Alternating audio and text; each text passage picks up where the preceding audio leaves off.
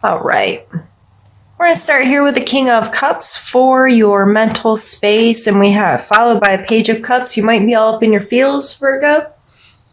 Your mental space may be very much connected to an emotional space for you right now, being consumed with your feelings or your thoughts about your feelings, trying to sort them out, be mature, make good decisions, be open and authentic. Those kinds of things may be really running through your mind. What are your emotional connections? Who are you connected to? Why? How? What does that mean to you? All of those big questions may be really bearing down on you mentally this month. But this is a king, so it seems to be coming from a good place, a mature place of really just being mindful of your emotional space. And it may very well, because we'll get to this 5 here in a second, that's coming up in your emotions. But if it's conflict, if it's just some, I'm going to have to do these together. The 5 coming in your emotional space, the 5 of Swords, like he can sometimes be a bully. Like, yep, he won. And now he's looking, standing there looking like an arrogant, you know what? So with this card, I always urge, are you fighting to win, or is it something really worth fighting for? Like, what is this dynamic here?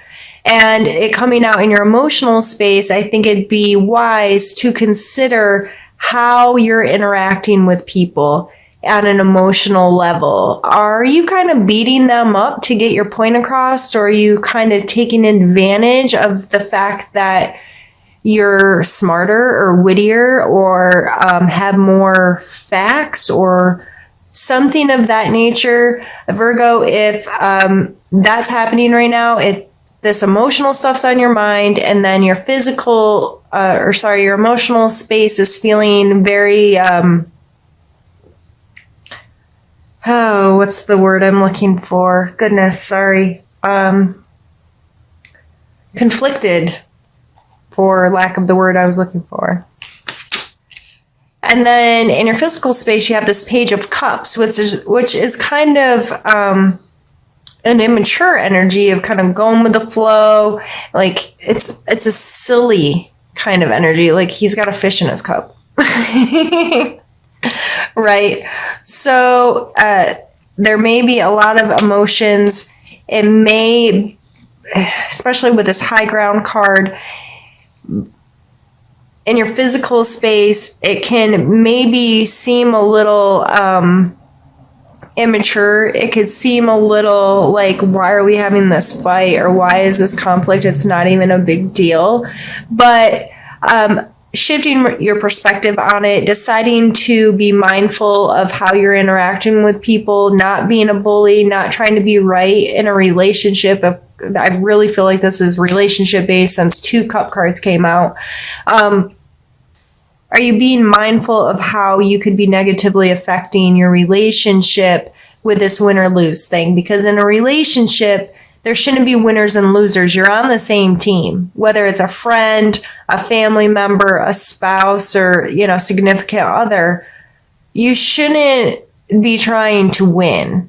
You should be trying to work together for a resolve or a compromise or whatever. But you're on the same team. If you both want the same thing, if you want to enjoy each other, have a good time together, share life with someone, then why would you oppose them and try to make them a loser? Does that make sense? So however this is coming up in your life, whoever you may be having some conflicts with, it may be important for you to pause out, try to get some high ground so you can look at it a little differently, sort through some stuff, and be mindful of the conflicts and how you could better approach them to make them go more smoothly for you. Our spiritual space is the 8 of Swords and the Hierophant. Now, this is obviously a spiritual card. He's depicted here as a religious leader with some followers here. This card speaks a lot to institution, whether that be a church, a school, a counselor, it can even play a role in our jobs of having someone we're held accountable to, some kind of standards we have to deal with. What is our relationship to that? Are we willing to learn? Who is your teacher? Who are you learning from? Why are you learning from them? The Eight of Swords is self-limitation. There's not a guard or anybody keeping her tied up here. But in her head, she has decided that she's stuck. Okay. So in your spiritual life, if you're really, limiting yourself, limiting what you believe, or limiting, oh, I couldn't do that, or I couldn't feel that, or I couldn't have that relationship with my spirituality, you're not going to have it. This takes you being willing to take the blindfold off and willing to stop lying to yourself or fooling yourself, or letting your mind or your thought patterns fool you into believing something that's not real. So it just may be important to your spirituality this month to consider who you're learning from, what you're learning, why you're learning it, and mostly, are you allowing yourself to even get close to learning and connecting with your spiritual space, regardless of how this institution plays for you? If you don't go to church, if you're not involved in spirituality, it may be some simple practices within your home as far as setting good intentions, holding yourself to everyone. I shouldn't say everyone. I hope that everyone has some form of moral compass, right? Standards that they hold themselves to.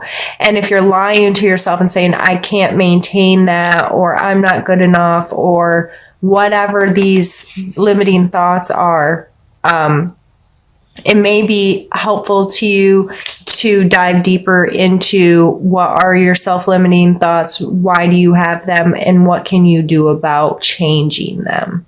We're going to pause the video here, Virgo, and move on to the second part of our reading. This one's all the way done. The swords aren't around him anymore, they're through him. It may be a challenge for you this month to be done with something, to allow something to cease to be. There's an obvious finality. Is that the word I'm looking for? Depicted here. And the swords can be our thought processes and our actions and the things we do and say. And this coming in a challenge, I just get this strong feeling of holding on a little bit too long, or hoping and wishing and dreaming that something can be revived. And the Three of Coins. So Virgo, yeah, this is a strength. You can win an argument. You can win at a lot of things you set your mind to. You are more than capable of strategizing your way through in dealing and coming out on top with certain things. But again, I think this is coming out in a way, and it coming out twice, to stress what is your intention behind it. Because for this to be a strength, for it to be a strength to come out on top, higher ground, the intention has to be right. Like, are you just trying to win? And at what expense? What expense are you willing to have other people lose? The Three of Coins talks about teamwork and this union and people coming together. I think it's important to be mindful who you're interacting with, how you're interacting with them. How can you better interact with them? How can you take that high ground and get a wider perspective of the situation again, so things can be more run more smoothly? It's having the foresight to be like, okay, I know I have to deal with these people, or I know this is the situation. If I put some thought into it prior, and not in a trying to set expectations on it, but a mindfulness of what can I control? I can control my intentions. I can be mindful of how I'm affecting others. I can be very clear about my intent, what I'm trying to do, what I'm trying to accomplish, and be considerate of the people that I'm having to deal with. 5 of Cups and Devil card. This came out for Scorpio last month in the same order. And I just think it's funny. I'm a Scorpio, so those came out for me. And I am a Virgo moon. So if you don't know all of your signs, there's easy natal charts online that you can have fabricated. All you need is your date, time, and place of birth, and it creates a chart for you based on that. So the main 3 aspects that people look at are sun sign. So that's why you're a Virgo sun sign, I assume, since you're watching this video, unless you cross watch for your other signs. Then your moon sign and your ascending sign. Those 3 are like the major players in what we look at as far as astrology. So I'm a moon sign, Virgo, and I think it's just funny. These cards keep coming out for me. So I hope I'm not affecting this general reading. But the reason I say that and all that lead up is because I understand this energy together very, very well. And I hope I can articulate it to you in a way that you can find useful this month.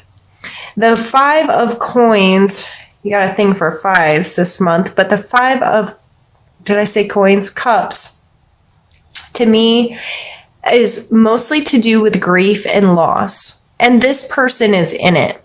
They are very invested and paying very close attention to what they have lost emotionally, typically described as grief, right? And they are not able to see what's ahead of them. They are, the word that really comes to mind lately is ruminating. They're sitting there thinking about the past and thinking about what was and feeling very emotionally connected to something in their past and not able to see what's coming towards them. The Devil card is all about what or who we give our power to. This card speaks of our addictions, our bad habits, our attachments. This can be to physical things or even people.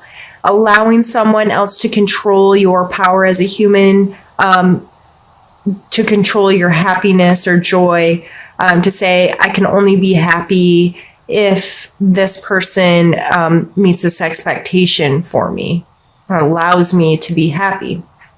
These 2 coming together, need to know, I think it's important to take a look at your attachment to grief. What does grief or loss mean to you? How do you feel when you think about grief that you've had or loss that you've had? Is it something that you're easily consumed with? Is it something that you have an unhealthy relationship with, like you shove stuff down and you don't deal with it? Or do you fixate on it like I have in the past? I've lost a lot of people. I understand the emotion of grief very well. And I allowed it to control me. I gave it so much power during some times of my life. It was all consuming.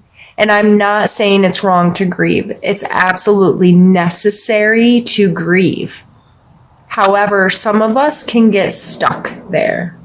And we cannot see our way out. We cannot see what is possible ahead of us. We do not look for opportunities to feel some of these same feelings because we're too attached to the grief of the loss of something else.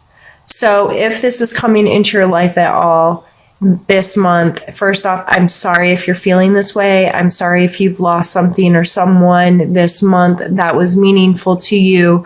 But I hope that this serves as a reminder that you have a lot ahead of you, and you never know what's going to come.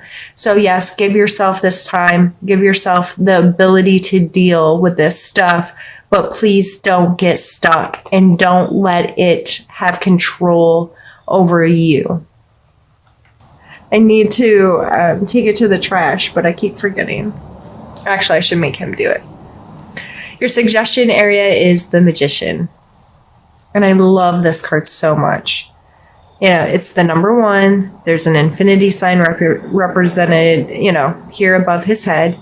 And then in this specific deck, it looks different in different decks, but he still has all of the elements. He has the cups, the coins, the swords, and the wands. He has a sense of control or ownership over all of these things, and he realizes that it takes all of this pulled together to create magic. So going forward into November, your suggestion card is to be aware of your resources. What skills do you have as a human? How can you try to stay balanced and not just be logical, not just be in your feelings, not just, and try to encompass as many of these different things as possible. And if you don't possess a certain quality, how can you learn about it more? How can you bring more of that into your life? Or is there a teacher or someone that can help you form a better relationship with the different resources you have within yourself as well as in your physical world? And if this isn't so much of internal work and it's even at your job or with your family, making a mental note of, I'm good at this, I'm not good at that. This person is good at that, though. How can, and this goes back into all these 5 of Swords of compromising and working together and finding solutions, and how can we get creative? How can we pool our resources? How can we work together? What are my strengths and what are your strengths? And how can we make this work without all of this one person feeling like a winner and one person feeling like a loser? How can we all win? How can we manifest something good together and making all of this work?